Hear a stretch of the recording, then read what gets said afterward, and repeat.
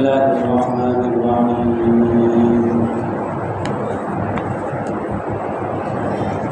واتل عليهم نبأ بني آدم بالحق إذ قربا قربانا فتقبل من أحدهما ولم يتقبل من الآخر قال لأقتلنك قال إنما يتقبل الله من المتقين لئن بسطت إلي يدك لتقتلني ما أنا بباسط يدي إليك لأقتلك إني أخاف الله رب العالمين صدق الله العظيم আল্লাহ তাআলা বলেন, আপনি তাদের কাছে আদম আলাইহিস সালামের দুই সন্তানের সত্য খবর পাঠ করেন। যখন দুজন কোরবানি করেছেন, অতঃপর তাদের একজনের পক্ষ থেকে কবুল করা হয়েছে এবং অন্যজনের পক্ষ থেকে কবুল করা হয়নি। তখন সে বলল, অবশ্যই আমি তোমাকে হত্যা করব। আর সে বলল, নিশ্চয়ই আল্লাহ তাআলা আল্লাহ ভীরু মুত্তাকীদের কাছ থেকেই একমাত্র কবুল করেন। যদি তুমি আমার দিকে তোমার হাত প্রসারিত করো আমাকে হত্যা করার জন্য, আমি আমার হাত তোমার দিকে প্রসারিত করব না তোমাকে হত্যা করার জন্য। নিশ্চয়ই আমি আল্লাহকে ভয় করি, যিনি উভয় জগতের পালন করেন। আমরা গত সপ্তাহে বলেছিলাম, আল্লাহ তাআলা এখানে আদম আলাইহিস সালামের দুই সন্তানের ঘটনা আমাদের সামনে উল্লেখ করতেছেন। তাদের সামনে অর্থাৎ ইহুদিদের সামনে আল্লাহ তাআলা আদম আলাইহিস সালামের দুই সন্তানের সত্য ঘটনা বলতে বলছেন।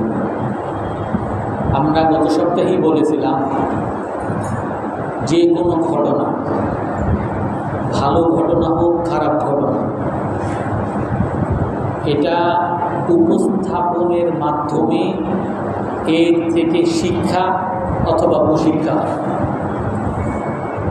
একটা ভালো ঘটনা, এটাকে যদি উপস্থাপন করা হয় কারো দোষ চর্চা হিসাবে, সেটা যেমন করা যায়, এমনিভাবে ভালো ঘটনা কখনো উল্লেখ করা হয় সেখান থেকে উপদেশ গ্রহণের জন্য। এমনিভাবে খারাপ ঘটনা অনেক সময় উল্লেখ করা হয় এর খারাপ দিক, নেতিবাচক দিক বা পাপ থেকে বাঁচার জন্য বা এর পরিণতি থেকে রক্ষা পাওয়ার জন্য। আবার অনেক সময় এই খারাপ ঘটনা উল্লেখ করা হয় যে খারাপ ঘটনার কলা কৌশল যাতে মানুষ জানতে পারে। অর্থাৎ উপস্থাপন, যেভাবে উপস্থাপন করা হয় এর ভিত্তিতে, এর আলোকেই সেই ঘটনার মূল্যায়ন। তো আল্লাহ তাআলা কোরআনে কারীমের মধ্যে যত ঘটনা, ভালো ঘটনা হোক খারাপ ঘটনা, সমস্ত ঘটনা একমাত্র উপদেশ নেওয়ার জন্য, উপদেশ গ্রহণের জন্য আল্লাহ তাআলা বলেছেন। আদম আলাইহিস সালামের দুই সন্তানের ঘটনা, ইহুদিদের ঘটনা আমরা আগে বলেছিলাম। যদিও ইহুদিদের খারাপ ঘটনা, খারাপ দিকগুলো আল্লাহ তাআলা বলছেন, এর দ্বারা উদ্দেশ্য হলো খারাপ দিক থেকে, খারাপ কাজগুলো করার কারণে ইহুদিরা ধ্বংস হয়েছে।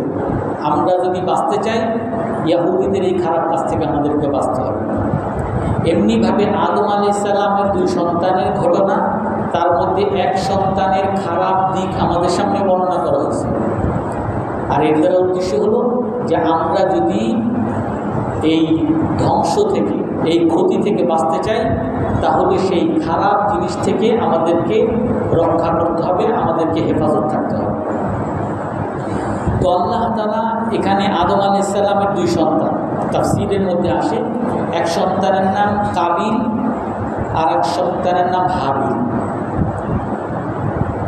কাবিল হলো বড় সন্তান, বড় ভাই, হাবিল হলো ছোট ভাই। হাবিল হলো বড় ভাই, কাবিল হলো ছোট ভাই।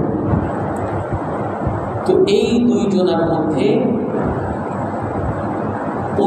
প্রথম যুগে আল্লাহ তাআলা যমজ সন্তান তৈরি করতেন।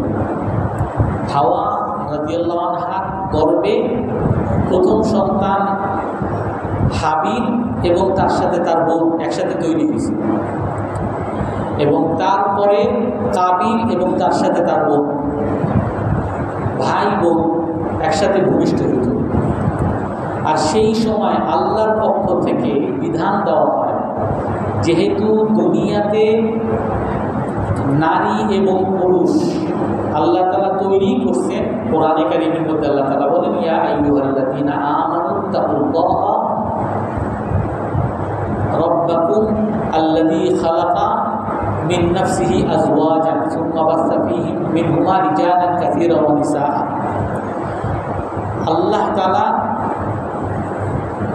হে মানুষ, তোমরা তোমাদের পালনকর্তাকে ভয় করো। ইয়া আইয়ুহান নাসু তাকু রাব্বাকুম, যেই পালনকর্তা তোমাদেরকে এক জীবন থেকে তৈরি করছে, এক মানুষ থেকে তৈরি করছে। খালাকাকুম মিন নাফসিন ওয়াহিদা, আদম আলাইহিস সালাম থেকে তৈরি করছে।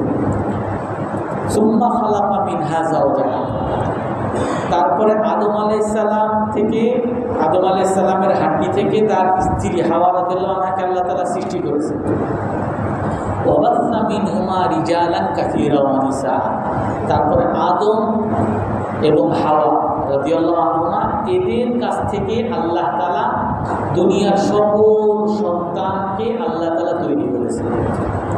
অর্থাৎ আদম আলাইহিস সালামের সাথে হাওয়া রাদিয়াল্লাহু তাআলা আনহাকে সৃষ্টি করার মূল উদ্দেশ্য হলো বংশের ধারা যাতে রক্ষা হয়, মানুষের ক্রমধারা, মানুষের জীবনধারা যাতে পৃথিবীতে ঠিক থাকে। তো ছেলে এবং মেয়ের উদ্দেশ্যই হলো যে তারা বিয়ে করবে, বিয়ের মাধ্যমে তাদের বংশ পরিক্রমা ঠিক থাকবে, এটাই হলো মূল উদ্দেশ্য। তো আল্লাহ তাআলা হাবিল এবং কাবিল তাদের যুগে যেহেতু বিয়ে করা লাগবে, আর বিয়ের মাধ্যমে পরবর্তী সন্তান, পরবর্তী প্রজন্মের সৃষ্টি হবে, সেই জন্য বিয়ে কেমন হবে আল্লাহ তাআলা বিধান দিয়েছেন যে যেই ভাইয়ের সাথে যেই বোন ভূমিষ্ঠ হয়েছে, এই বোনকে বিয়ে করা যাবে। কিন্তু পরবর্তী সময় যে ভূমিষ্ঠ হয়েছে যে ভাই, এই ভাই আগের ভাইয়ের সাথে যেই বোনের জন্ম হয়েছে, অর্থাৎ নিজের বোনই, কারণ সেখানে তো অন্য কোনো মহিলা নেই। আল্লাহ তাআলার বিধান তখন ছিল যেই ভাইয়ের সাথে যেই বোন সৃষ্টি হয়েছে এই বোনকে বিয়ে করা যাবে না, এছাড়া অন্য বোনকে বিয়ে করবে। তো সেই বিধান অনুযায়ী আল্লাহ তাআলা বিধান দিয়েছেন, হাবিল রাদিয়াল্লাহু আনহু উনি বিয়ে করবেন কাবিলের বোনকে, আর কাবিল বিয়ে করবেন হাবিল রাদিয়াল্লাহু আনহুর বোনকে। এটা আল্লাহ তাআলার বিধান। তো এই বিধান দেওয়ার পরে কাবিল আপত্তি করতেছে। কাবিল কি বলতেছে যে না, আমার বোন বেশি সুন্দরী, হাবিলের বোন আমার বোনের মতো তো সুন্দরী না, অতএব আমি আমার বোনকে বিয়ে করব, আমি হাবিলের বোনকে বিয়ে করব না। হাবিল রাদিয়াল্লাহু তাআলা বলেন, যেটা আল্লাহ তাআলা বিধান দিয়েছে, আল্লাহর বিধান অস্বীকার করা, অমান্য করার কোনো উপায় নেই। হযরত আদম আলাইহিস সালামের কাছে যখন এই আপত্তির কথা কাবিল এবং কাবিল যখন উত্থাপন করছেন যে আমি আমার বোনকে বিয়ে করতে চাই, আমি হাবিলের বোনকে বিয়ে করব না, তখন আদম আলাইহিস সালাম তাদেরকে বলছেন, আল্লাহর পক্ষ থেকে বিধান এরকম আসছে, আচ্ছা তোমরা যদি এর কোনো ব্যতিক্রম করতে চাও তাহলে আল্লাহর জন্য কোরবানি করো। আল্লাহ যার কোরবানি কবুল করবেন তার কথা আল্লাহ তাআলা মেনে নেবেন, আমি তার কথা মেনে নেব। দুজনকে কোরবানির আদেশ করা হয়েছে। হাবিল রাদিয়াল্লাহু আনহু উনি গরু ছাগল চড়াইতেন, রাখাল ছিলেন, আর কাবিল উনি কৃষক ছিলেন, কৃষি কাজ করতেন। তো দুজনকে কোরবানির আদেশ করা হয়েছে। তো হাবিল ওনার যে গরু ছাগল যা ছিল এর মধ্যে সবচেয়ে ভালো যে গরুটা, সবচেয়ে ভালো যে পশুটা, এই পশুটা সে কোরবানির জন্য নিয়ে আসছে। আর হাবিল সে কৃষি কাজ করত। কৃষির মধ্যে যেই কৃষিগুলা, যেই ফলনগুলা একেবারে ফেলে দেওয়ার মতো খারাপ, নিকৃষ্ট, এইগুলোকে সে নিয়ে আসছে সদকা করার জন্য, আল্লাহর রাস্তায় কোরবানি করার জন্য। তো দুজন কোরবানি করছেন। হাবিল উনি জবাই করছেন, আর কাবিল সেও তার কোরবানির বস্তুগুলোকে পাহাড়ের উপরে এনে রাখছে।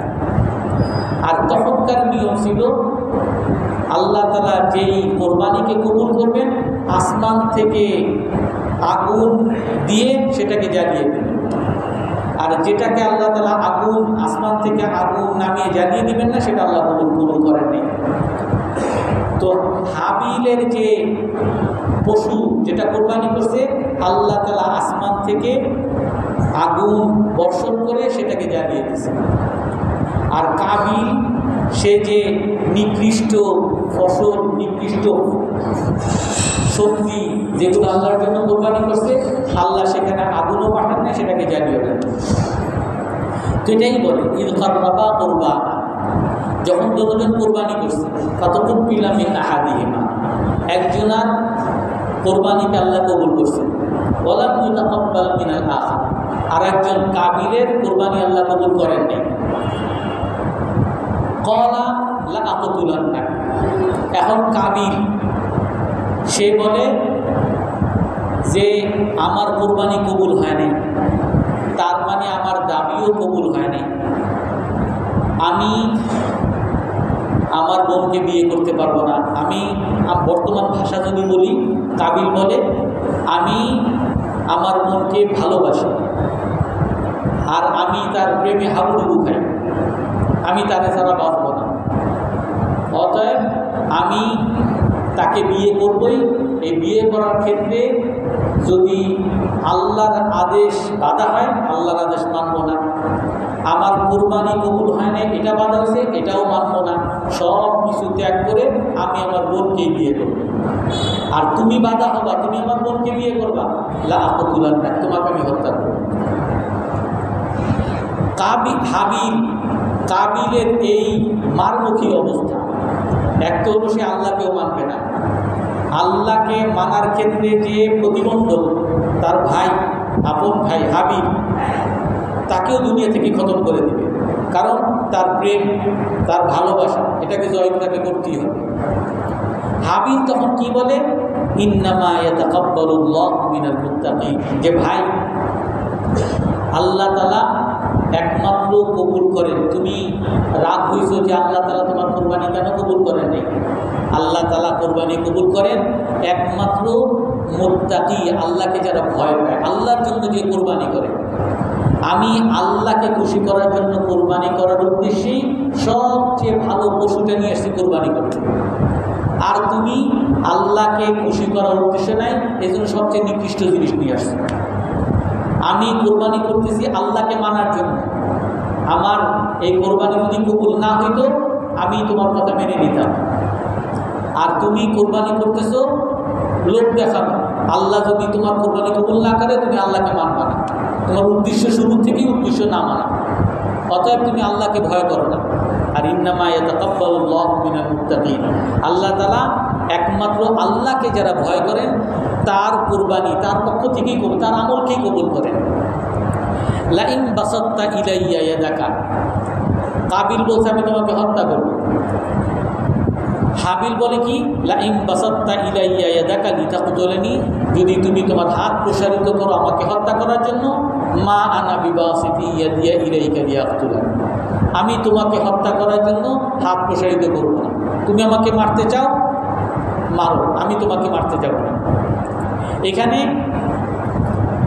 তাফসিরের কিতাবগুলোতে আসে যে এখন এই শেষ নবীর যুগে বা তার আগেও আল্লাহ তাআলার বিধান ছিল যে নিজের জীবনকে, হাদিসের মধ্যেও আছে যে নিজের জীবন রক্ষা করার জন্য, নিজের সম্পদ রক্ষা করার জন্য যদি যুদ্ধ করতে হয়, যদি প্রতিরোধ করতে হয়, জায়েজ আছে। কেউ যদি নিজের জীবন রক্ষা করতে, নিজের সম্পদ রক্ষা করতে গিয়ে যদি মারাও যায়, সে শহীদ। এই জন্য আমাকে যদি কেউ মারতে আসে, আমি আমার জীবন রক্ষা করার জন্য, তার হাত থেকে বাঁচার জন্য তাকে যদি মারতেও হয়, সেটা আমার জন্য বৈধ। অর্থাৎ আমাদের এই যুগে যদি কেউ আমাকে মারতে আসে নিজের জীবন রক্ষা করার জন্য, তার প্রতিবাদ করা, প্রতিরোধ করা বৈধ। কিন্তু ওই যুগে, আদম আলাইহিস সালামের যুগে প্রতিবাদ করা বৈধ ছিল না। এই কারণে হাবিল বলেন যে তুমি আমাকে হত্যা করো, আমি তোমাকে কিছুই বলবো না। কেন আমি কিছু বলবো না? কারণ ইন্নী আখাফুল্লাহ রাব্বুল আলামিন, আমি আল্লাহকে ভয় করি। এখন এইখানে আসি, তারপর আরও এই ঘটনার আরও অনেক বিষয় আছে, আমরা পরে। এখন আমি এই কাবিলের কথা বললাম। কাবিল, সে তার প্রেমের জন্য বাবাকে মানে না, ভাইকে মানে না, আল্লাহকে মানে না, এবং এই প্রেম রক্ষা করার জন্য, ভালোবাসার জন্য সে তার ভাইকেও হত্যা করে। এই কাহিনী, এই ধরনের সিনেমা বা নাটক আমাদের বাংলাদেশে হয় না অনেক? প্রেমের জন্য বাবারে হত্যা করে ফেলে, প্রেমের জন্য ভাইকে হত্যা করে ফেলে। যা আমার প্রেম, মেয়ে, বাবা, মা সবার মুখে চুনকালি দিয়ে আরেকজনের সাথে ভেঙে যায়। বাবা মায়ের কথা না শুনে ছেলে নিজের ইচ্ছা মতো বিয়ে করে ফেলে। বাবা বলে তুই আমার ঘরে ঢুকতে, তোমার ঘরে ঢুকার দরকারই নেই আমার, আমি আমার প্রেম চাই। অর্থাৎ এই খারাপ জিনিস, এই কাবিল যে খারাপ জিনিস যেটা করছেন, আল্লাহ তাআলা আমাদের সামনে ঘটনা উল্লেখ করছেন যে সে এক প্রকৃতির চোখে অন্ধ হয়ে গেছে।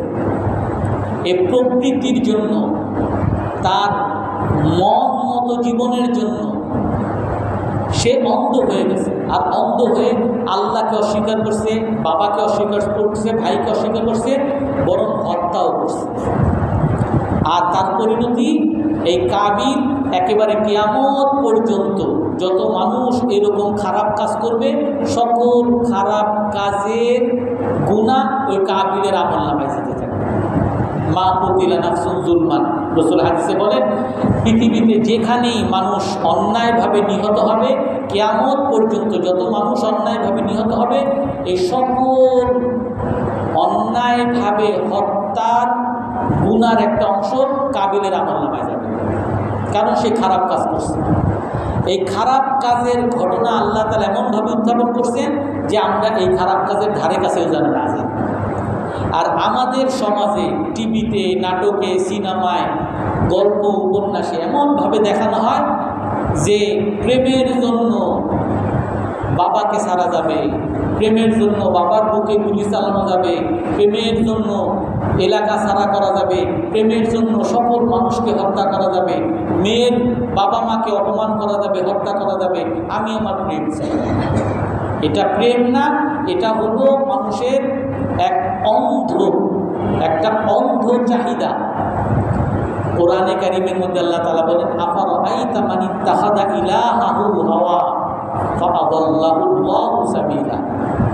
আপনি কি ওই মানুষকে দেখছেন যে নিজের মনকে তার ইলাহ বানিয়েছে, তার মাবুদ বানিয়েছে? কিছু মানুষ পৃথিবীতে এমন আছে যে নিজের মনই তার সব, তার মনে যেটা চায় এইটাই, এই হলো তার দেবতা, মন হলো দেবতা। আর এই মন মতো চলা, আল্লাহ বলেন এই মন মতো চলার কারণে আল্লাহ তাআলা তাকে পথভ্রষ্ট করে দেন। কিয়ামতের দিন এই সকল খারাপ মানুষরা আল্লাহর কাছে বলবে রব্বানা গালাবাত আলাইনা শিকওয়াতুনা ওয়া কুননা কওমান দাল্লিন। হে আল্লাহ, আমরা দুনিয়াতে আমার প্রবৃত্তি, আমার ভিতরের যৌন চাহিদা, আমার খারাপ চাহিদা, এটা আমার উপরে নিয়ন্ত্রণ করে ফেলছিল, আমি অন্ধ হয়ে গেছিলাম। ওয়া কুননা কওমান দাল্লিন, আমি পথভ্রষ্ট হয়ে গেছিলাম। রব্বানা আখরিজনা মিনহা ফাইন উদনা ফাইন্না, হে আল্লাহ আপনি দয়া করে আমাকে আবার দুনিয়াতে পাঠান, আমি দুনিয়ায় গিয়ে একেবারে আপনাকে মেনে আসবো, কখনো অমান্য করব না। আজকে আমরা দুনিয়াতে দেখি যে মানুষ খারাপ হওয়ার পিছনে মৌলিক একটা কারণ এই নারী ঘটিত ব্যাপার, মৌলিক একটা কারণ প্রেম, মৌলিক একটা কারণ এই ভালোবাসা, অন্ধ ভালোবাসা, মিথ্যা ভালোবাসা। এই মিথ্যা ভালোবাসা, মিথ্যা প্রেম, মিথ্যা যৌন চাহিদা। আর এই কারণে মানুষ এতটা খারাপ হয়ে যায় যে মানুষ হত্যা করতেও দ্বিধাবোধ করে না। যেমন কাবিল হত্যা করতেও দ্বিধাবোধ করে না, কারণ এই চাহিদা এমন একটা খারাপ চাহিদা, এই চাহিদা মানুষকে অন্ধ করে ফেলে, একটা পর্যায়ে সে পশু হয়ে যায়। হাবিল আর কাবিল এদের ঘটনা আমাদের সামনে কেন বলা হয়েছে? প্রথম আমাদের দুই বাবার দুই সন্তান, দুই ভাই আমাদের, হাবিলও আমাদের ভাই, কাবিলও আমাদের ভাই। এই দুই ভাইয়ের ঘটনা আল্লাহ তাআলা প্রথম এই ঘটনা আমাদের সামনে কেন আছে? পৃথিবীর সকল মানুষ দুই ধরনের হবে। কিছু মানুষ হবে আল্লাহর আনুগত্যশীল, আল্লাহর অনুগত্যকারী, আর কিছু মানুষ হবে শয়তানের অনুগত্যকারী, মনের অনুগত্য। কিছু আল্লাহর পূজারী আর কিছু হবে শয়তানের পূজারী, মনের পূজারী। আর যুগে যুগে এরকম আসবে। আর যারা মনের পূজারী হবে তারা চিরজীবনের জন্য সবসময় দুনিয়াতেও তারা ব্যর্থ হবে, আখিরাতেও ব্যর্থ। যারা আল্লাহর পূজারী, আল্লাহর ইবাদতকারী, আল্লাহর আনুগত্যশীল হবে, সে দুনিয়াতেও লাভবান, আখিরাতেও লাভবান। আর একটা কি দেখাইছে, এটা একটা শিক্ষা। আর কি শিক্ষা? যারা খারাপ লোক তারা সব সময় ভালো লোককে হিংসা করবে। ভালো লোককে হিংসা মানে সে খারাপ কাজ করে, সে সব সময় চাবে কোনো ভালো মানুষ ভালো কাজ না করুক, ওই ভালো মানুষ তার মতো খারাপ কাজ করুক। সে সব মনে মনে চাবে। মনে মনে চাওয়ার পর্যন্তই কি যথেষ্ট? না, বরং তাকে খারাপ করতে হইলে তাকে যদি হত্যাও করা লাগে তাও করবে। আর এই জন্য ইসলামের মধ্যে সহনশীলতা আছে। ইসলামের মধ্যে হিন্দু, খ্রিস্টান, যারা বিধর্মী, তারা যদি বলে যে আমি খ্রিস্টান, তবে আমি ইসলামের সাথে কোনো শত্রুতা প্রকাশ করব না। তো এই বিধর্মীর উপরে আঘাত করা, বিধর্মীর উপরে অস্ত্র তাক করা মুসলমানের জন্য জায়েজ আছে? জায়েজ নেই। তুমি আমার মতো না, আমার ধর্মে নাই, কিন্তু তুমি আমার ক্ষতি করতেছো না, তুমি তোমার মতো থাকো, কোনো আপত্তি নেই।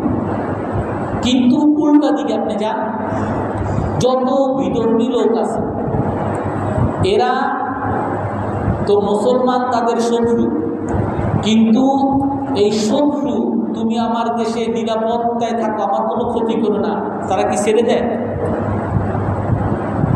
মুসলমান নিজের মতো কাজ করে, কোনো হিন্দুরে কিছু করতেও যায় না। আর ইন্ডিয়া আপনারা দেখবেন অনেক মুসলমানকে শুধু ধরে বল জয় শ্রীরাম, কেন বলবি না? তোরা হত্যা করে দিবি। তুই কেন গরু খাবি? এই জন্য তোরা হত্যা করে দিবি। অর্থাৎ তাদের ধর্মের বাইরে কাউকে সহ্য করতে পারে না। খারাপ মানুষরা কখনো ভালো মানুষকে সহ্য করতে পারে না, একেবারে নির্মূল করে দিতে চায়। এটা তো বললাম ধর্মের দিক থেকে। যে মাস্তান, যে চাঁদাবাজ, যে মাদকাসক্ত, এ কি চায়? যে সবাই তাকে দেখায় দেখ এ মাদকাসক্ত। এটা সে পছন্দ করে?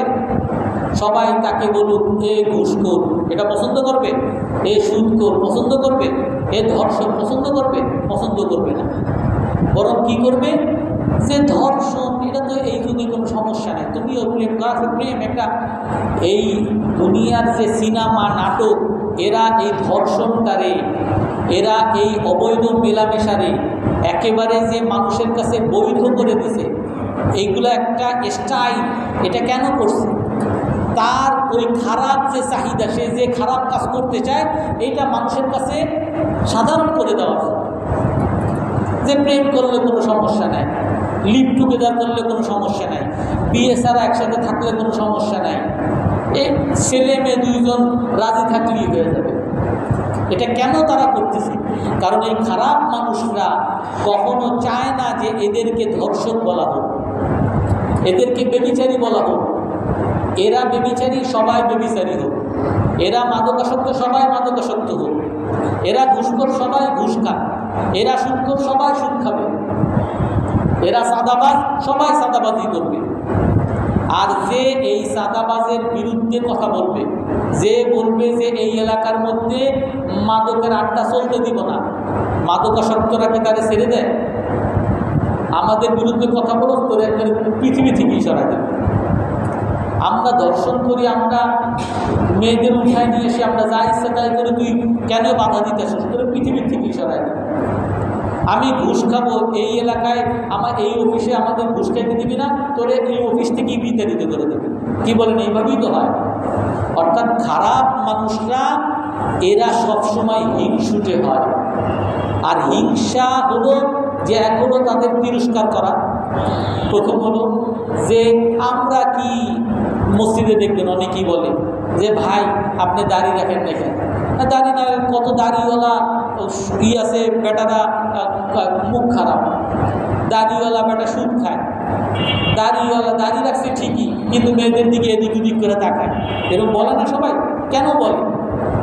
কারণ সে জানে যে তার এই দাড়ি না রাখা একটা ত্রুটি, আর সেই ত্রুটিকে সহ্য করতে পারে না। আমি রাখি না, তাতে কী হয়েছে? অমুকের চেয়ে তো আমি ভালো আছি। সে যে দাড়ি রাখনেওয়ালা, সে যে আমার চেয়ে ভালো, আমি যে তার চেয়ে খারাপ, এটা মানতে যাবে না, কেউ মানতে পারবে না। খারাপ মানুষ সব সময় হিংসুটে হয়, যার কারণে তাদের তিরস্কার করে, যার কারণে তারা তাদের মতো হয়ে যাক সেটা চায়, আর তারপরে যদি না পারে তাদেরকে দুনিয়া থেকে সরিয়ে দেবে। যেমন কাবিল তার ভাইকে বোঝানোর চেষ্টা করছে যে আল্লাহকে আসুন না না মানি, আল্লাহকে মানবো না, তুমিও আমি আমার বোন বিয়ে করি, তুমি তোমার বোন বিয়ে করো। হাবিল তার অনুসারী হয়নি, যে কোরবানি করতে বলছে, ঠিক আছে আমি খারাপটা করছি, তুই ভালোটা কেন করবি? তুমি যাই করো, আমি আল্লাহকে ভয় করি। তারপরও যখন তার ভাই তার অনুগত হয় নাই, তো তার ভাইকে দুনিয়া থেকে সরাই দিয়েছে। এই ঘটনা দ্বারা আমাদেরকে তৃতীয় শিক্ষা, যে পৃথিবীর সবচেয়ে বড় মানুষ ধ্বংস হওয়ার একটা মৌলিক বিষয় হলো একজন ছেলে মেয়ের সম্পর্ক। আমরা যদি আমাদের বর্তমান যুগে দেখি, বর্তমান যুগে মাওলানা ইয়াসির একজনের বয়ান শুনলাম, উনি বলছেন নারী পুরুষের যে সম্পর্ক, এটা শুধু মানুষের মধ্যে না, সকল পশুদের মধ্যেও আছে। সকল পশু পুরুষ নারীদের সাথে সম্পর্ক করার চেষ্টা করে, পাখি পুরুষ নারীদের সাথে সম্পর্ক করার চেষ্টা করে, কুকুর নারী কুকুরের সাথে সম্পর্ক করার চেষ্টা করে, পুরুষ মহিলা নারীর সাথে সম্পর্ক করার চেষ্টা করে।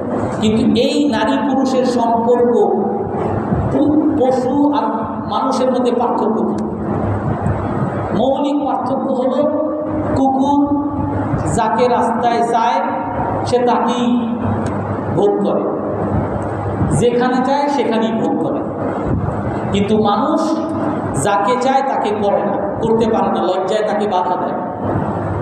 এবং রাস্তাঘাটে সবার সামনে শরম, পুরুষের মধ্যে শরম আছে, আর পুরুষের মধ্যে একটা গোপন জিনিস করার একটা নিজ থেকে দায় আছে।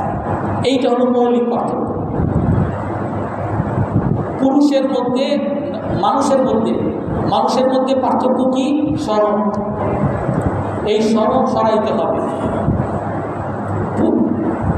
পশুরা যেমন শরম ছাড়া যে কোনো জায়গায় যা ইচ্ছা তাই করতে পারে, পুরুষ নারী এবং পুরুষ নারীর মধ্যে কোনো শরম থাকতে পারবে না, উঠায় ফেলতে হবে। এই শরম উঠানোর জন্য কি করছে? শরম উঠানোর জন্য নাটক সিনেমা এমনভাবেই করছে যে প্রেম করা এটা একটা ভালো জিনিস, যে প্রেম করে সে হলো নায়ক, যে প্রেমিকারে দখল করতে পারে সে হলো নায়ক, যে রাস্তাঘাটে টান দিয়ে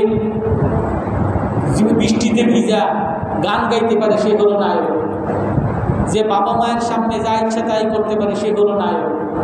শুধু এইটা নাটক সিনেমায় না, বরং এইটা নারী সম্মেলন হয়েছিল 1996 সালে। প্রথমে হয়েছে মিশরে কায়রোতে, তারপরে হচ্ছে চীনে। সেখানে জাতিসংঘের অধীনে নারী সম্মেলন হয়ে অনেকগুলো নারীদের অধিকার লেখা হয়েছে, আর সারা পৃথিবীর সকল দেশগুলোকে সেই অধিকারগুলো পালন করার জন্য ওয়াদা নেওয়া হয়েছে। তার মধ্যে অধিকার, নারী তার জরায়ুর স্বাধীনতা, সে যার সাথে ইচ্ছা তাই করতে পারবে, কোনো বাবা মা কেউ বাধা দিতে পারবে না, এটা নারীর স্বাধীনতা। সে যার সাথে ইচ্ছা তার সাথে সে ঘোরাফেরা করবে, ঘুমাবে, কেউ কিছু বলতে পারবে না। 10 দিনের সাথে 10 দিন তার সাথে, 10 দিন তার সাথে, কোনো কেউ বাধা দিতে পারবে না। এটা আন্তর্জাতিক একটা নিয়ম। দ্বিতীয় নাম্বার, নারীর পুরুষ এবং পুরুষ যদি দুইজনে মিলে বিয়ে করে এটা বৈধ, কেউ খারাপ বলতে পারবে না।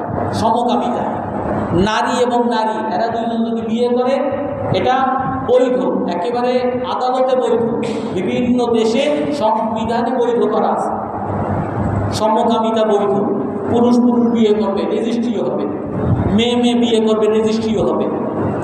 আর এইগুলো মানুষের কাছে সবার কাছে স্বীকৃত হইতে হবে। আর যার কারণে আমাদের দেশে যে শরীফা এইসব ঘটনা, এর মূল উদ্দেশ্য হলো যে পুরুষ আর নারীর মধ্যে কোনো পার্থক্য নেই, কোনো সরম বরম নেই। পুরুষ যদি চায় নারীর সাথে যা করে, পুরুষও তা করতে পারে। এই সরম উঠিয়ে দেওয়ার জন্য এই নারীদেরকে, নারী এবং পুরুষের সম্পর্কটা যাতে জানোয়ারের মতো হয়ে যায়, পশুর মতো হয়ে যায়, পশু আর মানুষের মধ্যে কোনো পার্থক্য না থাকে, এটা আন্তর্জাতিকভাবে এই কাজ করার প্ল্যান বহুত আগ থেকে চলতেছে।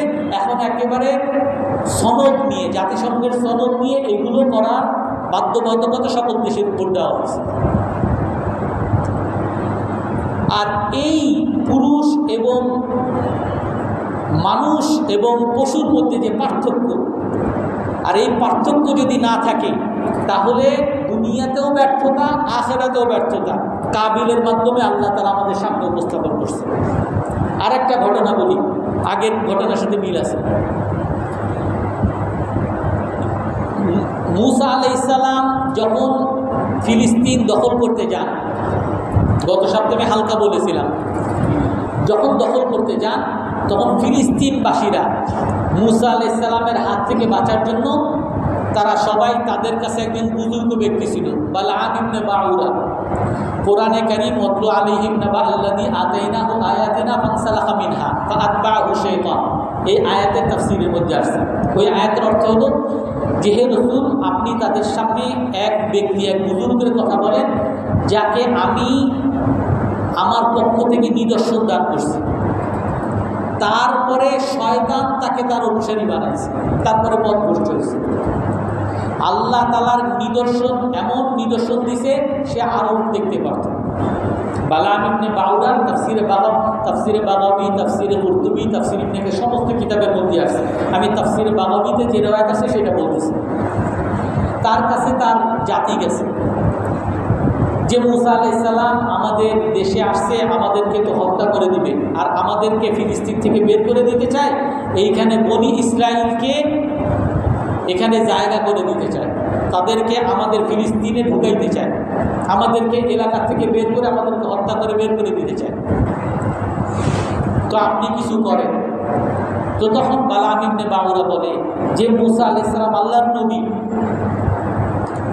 ওনার সাথে আল্লাহর সাহায্য আছে, আমি ওনার বিরুদ্ধে কিছু করতে পারবো না। তার জাতি তাকে বলেন যে না, দেখেন সে যদি আসে আমাদেরকে মেরে ফেলবে, আমাদের ঘর বাড়ি সব দখল করে নিবে, অন্য এক জাতির আমাদের দেশে আনবে, এটা তো আমরা কখনো সহ্য করতে পারবো না। আপনি আমাদের বুজুর্গ, আপনারা সবসময় হাদিয়া তোহফা দেন, আরও নেন হাদিয়া, টাকা পয়সা আরও দিচ্ছে। আপনি আমাদের জন্য, বালআম ইবনে বাউরার উনি বুজুর্গ ছিলেন এবং এমন বুজুর্গ ছিলেন, তাফসীরের কিতাবে আসছে, উনি আল্লাহর কাছে যা দোয়া করতেন আল্লাহ তাআলা কবুল করতেন।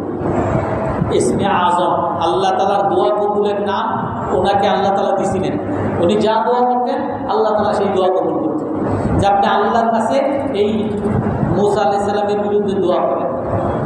উনি অস্বীকার করছেন, তারপরে ওনারে হাদিয়ে দিয়েছে। এক রিওয়ায়াতে আছে। আর এক রিওয়ায়াতে আছে যে ওনাকে ওই বালকানের রাজা তাকে ভয় দেখাইছে যে তুমি এই মূসা আলাইহিস সালামের বিরুদ্ধে বদদোয়া করবা নাকি করবা না, যদি না করো তোমাকে হত্যা করে ফেলবে, আর যদি করো তাহলে বাঁচতে পারবা। হয়তো ভয়, হয়তো ভালো, দুইটার একটা কারণে উনি রওনা করছে, ওনার উট নিয়ে রওনা করছে এক পাহাড়ে উঠবে, যে পাহাড় থেকে মূসা আলাইহিস সালামের জাতিকে দেখা যায়, সেখানে গিয়ে তাদের জন্য বদদোয়া করবে। উট যখন উঠে যখন রওনা করছে, তখন উট সে ধাক্কা দিয়ে নাড়াচাড়া দিয়ে তাকে উট থেকে নিচে ফেলে দিয়েছে। তাফসীরের কিতাবে এরকম আসছে। ওই উট তখন ওই বালাম ইবনে বাউরাকে বলে, আলাম তাআলাম আন্না মূসা নবিয়ুল্লাহ, হে বালাম ইবনে বাউরা, তুমি কি জানো না মূসা আলাইহিস সালাম আল্লাহর নবী? তুমি তার বিরুদ্ধে বদদোয়া করতে যাও? তুমি জানো না মূসা আলাইহিস সালামের সাথে ফেরেশতারা আছে, মূসা আলাইহিস সালামের সাথে মুমিনরা আছে? তো তার উট তাকে বাধা দেয়। উনি তারপর আবার ফেরত আসতে চায়।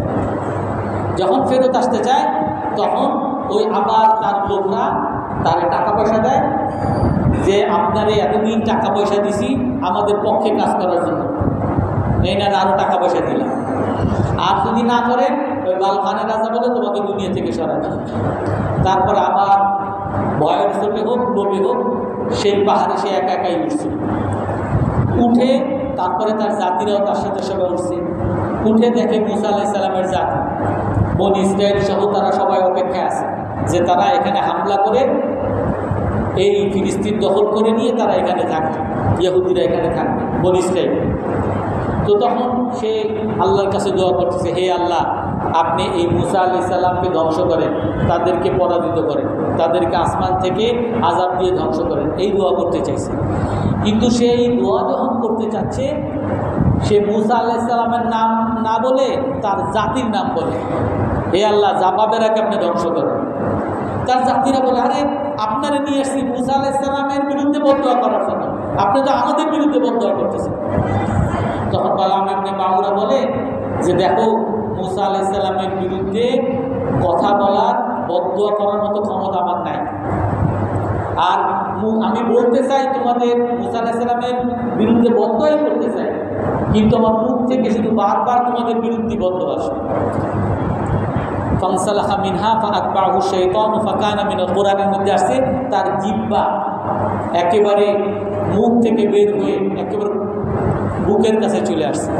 উনি বদদোয়া করতে চায় কিন্তু করতে পারতেছে না, আর উনি বারবার করার চেষ্টা করতেছে, তাও করতে পারতেছে না। বদদোয়া উল্টা তার জাতির উপর আসে, তার জাতি তার প্রেশার দিতে থাকে, আর তার জিহ্বা বের হয়ে যায়। যখনই অবস্থা হয়েছে, তারপরে তার দেখো, তুমি এটা করতে পারো না, তাহলে তো তুমি আর আমাদের নেতা তোমারে মানতাম, আমাদের ইমাম সাহেব মানতাম, এখন আর তোমারে মানবো না, তোমার আমরা হত্যা করে দেবো। তখন এই বালাম ইবনে বাউরা বলে, ঠিক আছে, আমার তো দুনিয়াও গেছে, আখিরাতও গেছে, আমার আল্লাহ তাআলা তো আমার দুনিয়া, আল্লাহর কাছে যে দোয়া, আমার একটা ক্ষমতা ছিল, আল্লাহ আমার দোয়া কবুল করতে, এটাও শেষ, দুনিয়াও শেষ। মূসা আলাইহিস সালামের বিরুদ্ধে গেছে, দুনিয়াও শেষ। আচ্ছা, আমি তোমাদেরকে একটা ষড়যন্ত্র শিখে, কুমন্ত্র না, কুচক্র শিখে, এই কুচক্রির মাধ্যমে তোমরা জিততে পারবে। কে বলে? বালাম ইবনে বাউরা, বুজুর্গ ইমাম সাহেব, তাদের খতিব সাহেব। কি কুচক্রি, কি ষড়যন্ত্র? বলে যে এই যে মূসা আলাইহিস সালামের জাতি আসছে, এইখানে তোমাদের মধ্যে দেখো সবচেয়ে সুন্দরী নারী কে আছে। তাফসিরে বাগাবি সমস্ত তাফসিরের কিতাবে আছে, সুন্দরী নারীকে সুসজ্জিত করে, অনেকগুলো সুন্দরী নারীকে তোমরা পণ্য দিয়ে ওইখানে এই মূসা আলাইহিস সালামের এই সেনাবাহিনীর মাঝখানে পাঠিয়ে দাও, পণ্য বিক্রি করার জন্য, ফেরি করে বিক্রি করবে। এবং তোমার মেয়েদেরকে, তোমাদের জাতির মেয়েদেরকে বলবা, মূসা আলাইহিস সালামের সেনাবাহিনীর কেউ যদি তাদের সাথে কোনো কুকাজ করতে চায়, কুকর্ম করতে চায়, যেন বাধা না দেয়। তো সে এরকম তাদের এই বালাম ইবনে বাউরার কথা শুনে সে তাদের সুন্দরী নারীদেরকে তাদের কাছে পাঠায়। তো তার মধ্যে এক নারী, যার নামও তাফসীরের কিতাবে আসছে, শালু, ওইখানকার একজন নেতা। ওই নেতার সামনে যখন সে অতিক্রম করতেছিল, তারে খুব ভাল লাগছে, ওই মেয়ের ভাল লাগছে। ওই মেয়ের দিকে যখন তাকাইছে, মেয়েও তারে বিভিন্ন অঙ্গভঙ্গি করে বুঝাইছে যে তুমি যা করতেছো আমি রাজি আছি। তো সে তাকে নিয়ে তার তাঁবুতে ঢুকছে। তো যখন তাঁবুতে ঢুকছে, তখন অন্যান্য ওই ফেনহাস, একজন বনী ইসরায়েলের মধ্যে একজন বড় নেতা ছিল, সে একটু বাইরে ছিল। অন্যান্য মানুষ সবাই তাদেরকে বাধা দিছে যে ভাই তুমি এই খারাপ কাজ করো না, এটা একটা ভয়াবহ গুনাহের কাজ, আমরা নবীর সাথে আসছি ভালো কাজ করার, ভালো কাজের উদ্দেশ্যে আসছি, তুমি এই খারাপ কাজ করো না, আল্লাহর আযাব আসবে। কিন্তু তারা অন্ধ করে ফেলছে, সে অন্ধ, ওই প্রেমে ওই মেয়ের সৌন্দর্যে মুগ্ধ হয়ে অন্ধ হয়ে গেছে। তো তার তাঁবুতে নিয়ে সে তার সাথে খারাপ কাজে লিপ্ত হয়েছে। যখন খারাপ কাজে লিপ্ত হয়েছে, আল্লাহ তাআলা আযাব পাঠাইছে। সমস্ত তাফসীরের কিতাবে আসছে কি আযাব পাঠাইছেন? মহামারী, করোনা মহামারী পাঠাইছে। করোনা তো বর্তমান নাম, সেই যুগের মহামারী পাঠাইছে। শুধু এই খারাপ কাজ যতক্ষণ লাগছে 2-3 ঘন্টা, এর মধ্যে সবাই মিলে ফেনহাসের কাছে গেছেন। ফেনহাস অনেক শক্তিশালী, অনেক নেতা, তার কাছে গিয়ে বলে যে সে তো এরকম খারাপ কাজে লিপ্ত হয়েছে। উনি ওইখান থেকে দূর থেকে দৌড়ে 3-4 ঘন্টার মধ্যে দৌড়ে ওই লোকের রুমের তাঁবুর মধ্যে ঢুকে তাদের দুজনকে হত্যা করে এরকম বর্ষার উপরে নিয়ে সবাইকে দেখাচ্ছে। আর তখন সে আল্লাহর কাছে বলতেছে, হে আল্লাহ, আপনি দেখেন আমরা এই খারাপ কাজ পছন্দ করি না, আর যারা এই খারাপ কাজে লিপ্ত হয় তাদের সাথে আমরা এই মুআমালা করি, এই বিচার তাদের ক্ষেত্রে করি। কিন্তু এই 2-3 ঘন্টার মধ্যে যে খারাপ কাজে লিপ্ত হয়েছে, আল্লাহ তাআলা আযাব পাঠাইছে। আর ওই আযাবের কারণে, ওই মহামারীর কারণে তাফসীরের কিতাবে আসছে 70,000 মুসা আলাইহিস সালামের সঙ্গীদের মধ্যে নিহত হয়। 70,000 মানুষ এই 2-3 ঘন্টার মধ্যে মারা যায়। আর যখন তারা ওই বেবিচারী 2 জনকে শাস্তি দেয়, আল্লাহ তাআলা সেই মহামারীও উঠিয়ে দেয়। তো আমাদের এই ঘটনা দ্বারা কি উদ্দেশ্য? যে যখনই এই ছেলে মেয়ে, এই যে সম্পর্ক, এই সম্পর্ক যখন মানুষের সম্পর্ক নিচে নেমে পশুর মতো হয়ে যাবে, তখন আল্লাহর আযাব দুনিয়াতে ভয়াবহ তখনই নাজিল হবে। বর্তমানে এই ভয়াবহ গুনাহ, কেন? এই গুনাহের কারণে সারা পৃথিবীতে আমরা মুসলমানরা নির্যাতিত, নিপীড়িত, আমাদের ফিলিস্তিনের মা বোনদেরকে হত্যা করতেছে। কেন? আমরা মুসলমান নারী পুরুষের খবর নিয়ে দেখি কয়জন নারী আর কয়জন পুরুষ এই বেবিচারের গুনাহ থেকে বেঁচে আছে। শুধু বেবিচার, ওই একেবারে কুকর্ম করা, এটাই বেবিচার না। চোখে দেখা বেবিচার, হাতে ধরা বেবিচার, কোনো গুনাহের দিকে হেঁটে যাওয়া, এগুলোও বেবিচার। তো এই ভয়াবহ গুনাহ, নারী পুরুষের এই অবাধ মেলামেশার গুনাহ, এই কারণে আল্লাহ তাআলা কাবিলকে ধ্বংস করছেন। আর সেটা থেকে আমাদেরকে বলে দিয়েছেন সারা কিয়ামত পর্যন্ত যারাই এই গুনাহে লিপ্ত হবে তাদেরকে ধ্বংস করে দেবে।